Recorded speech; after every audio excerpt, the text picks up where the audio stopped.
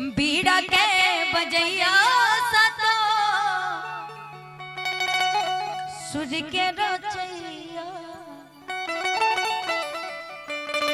हो हंस पे सवार के आजा मोर मैया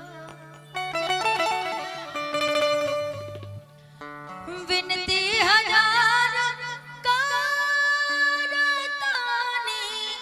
सुनिए मैया शारदा भवानी।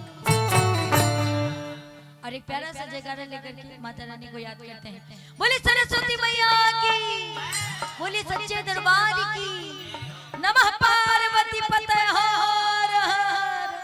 आई बीड़ा के बजैया सतो सुर के रचैया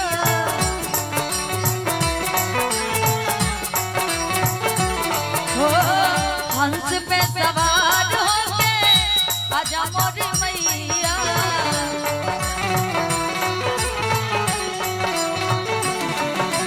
बीड़ा के बजैया सतो सुर के रचैया हंस पे सवार होके आजा मोरी मैया विनती हजार करतानी सुनिए मैया शारदा भवानी। बीड़ा के बजैया सतो सुर के रचैया हंस पे सवार होके आजा मोरी मैया।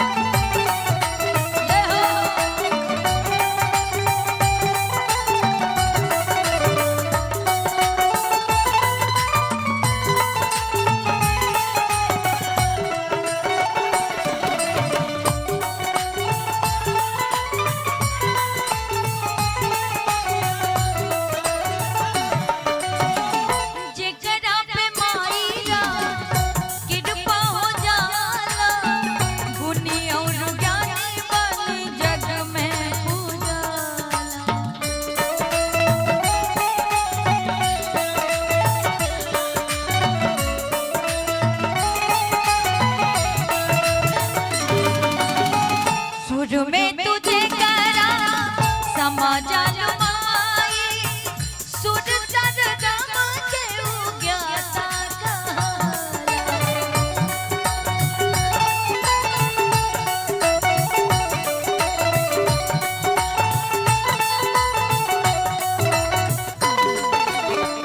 मूर्खों में बन जाला ज्ञानी सुनिए मैया शारदा भवानी।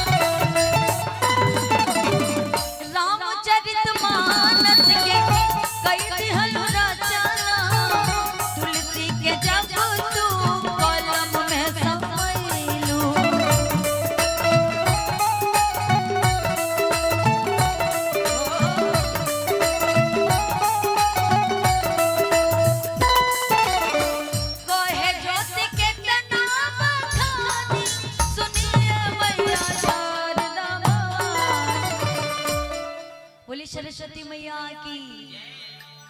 अच्छा इतने खामोश अगर बैठेंगे आप लोग तो फिर कैसे अच्छा लगेगा? भजन समझ में आ रहा है? अच्छा लग रहा है? बोले सरस्वती मैया की। करे बर